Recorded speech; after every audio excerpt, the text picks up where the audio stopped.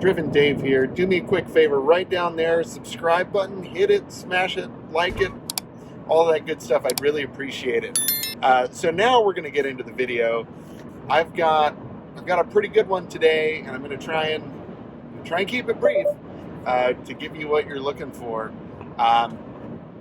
Recently, I had someone comment on one of my videos and said, you really got to get with the program and leave your gasoline car behind. EVs are the future and whatever. So I was like, okay, what do you suggest for under 30,000? Crickets. So I went out and I found a list of 5 cheap EVs.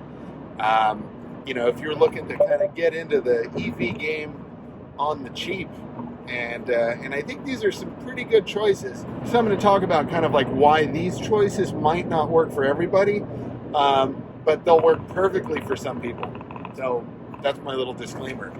Starting with number 5 on the list, 2015 through 2016 VW e-Golf. And I really liked this car when I saw it come out. I'm a huge fan of the Volkswagen Golf in the first place. They're really comfortable. It's a hatchback, so you get a lot of room, and you get a lot of kind of the considerable features and just good workable cabins that VWs have been known for over the years. So really good option for some people. A range of 83 miles on a full charge, which I guess was upped in the 2017 model year to 125 miles. But for 15 and 16, you're looking at probably $10,000 to $13,000 for a used one. And, hey, that's not bad. Especially if you're looking for a kind of a runabout car. Next on the list, number 4, 2015 through 2016 Kia Soul EV. Kind of a quirky styling language there. It's a boxy car, but again, very versatile. It's going to hold a lot of stuff. 93 miles of range, fast charging available, $12,000 to $15,000 used. Not bad. Now, these prices are going to vary based on where you live, so just keep that in mind. And even out here where I live in Southern California, you might have to pay a little bit more. And we'll talk about value at the end too. Number 3 on the list, one of the OG EVs, the 2014 through 2016 Nissan Leaf, which, depending upon the model, 84 to 107 miles of range. Level 3 charging was optional, and you can look to pay between $8,000 and $12,000 for one of those. The newer ones, they have bigger batteries and more range, but those are going to cost you more. If we're talking like doing this on the cheap, you know what I mean? Number 2 on the list, 2014 to 2016 Ford Focus EV, level 3, and range was added in 2017. Of course, we're talking 2014 through 2016. So just keep that in mind. If you want to pay a little more, you will get a little more in a newer one. But you're looking at 76 to 115 miles, depending. And you're also looking at between $8,000 and $12,000. So not a bad deal. Not the most popular EV for sure, but hey, if you can find a Ford Focus EV and you don't have far to go, that might be a solid choice to do it. I think you could do it closer to $8,000 or 10. And then number 1 on the list should come as no surprise. This is actually a pretty good value. It's just a very polarizing design. You love it or you hate it. Apparently they drive really nice. 2014 through 2016 BMW i3. It looks like the little bubbly thing with the little teeny tiny tires. 81 to 113 miles.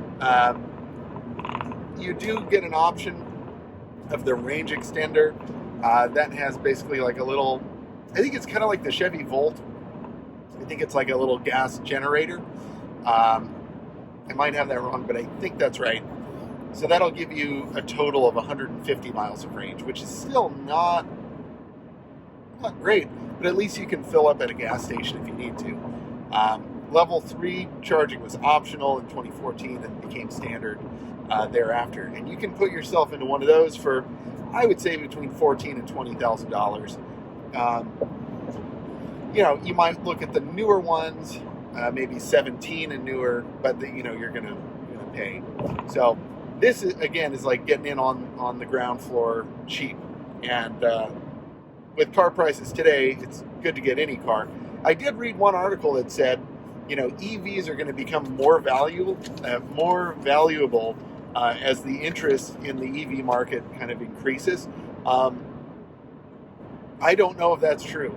That kind of remains to be seen. But definitely the interest is pretty hot. Certainly if you own a Tesla, you're probably not going to lose any money on that, when you sell it.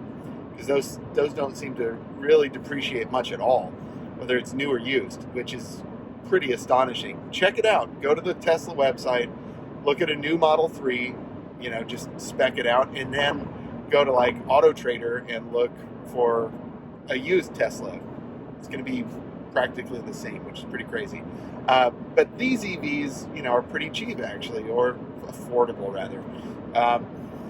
For me, it would not work. I just drive too far, so I need something with more range. But I know a lot of people that they do one job and it's not far from their house. You're good, man. 80 miles, that's fine. Pretty much any time. You might keep your old gas car at home just for a road trip, so you don't have to stop every 70 miles to charge. But if you're just looking for a metropolitan runabout, any of those cars on the list would be awesome. Just for little short trips, I would love it. For me, today, I'm probably going to cover total 130. I'm probably going to do about 200 miles today, maybe more. So I would, at the very least, need something with the range of 230, 240 miles. And even then, I'd be kind of pushing it close. But, when I had a Ford Crown Victoria, it would only go about 225 on a tank. So, not bad. So, yeah, that's kind of the deal. Just kind of look at your lifestyle and see what works. But these 5, I think, really solid choices. Anyway, folks, that's all I've got for you today. Again, please click the subscribe button. Give me a thumbs up. Drop me a comment. I'd love to say hello. And I will see you very soon in the next one. Bye.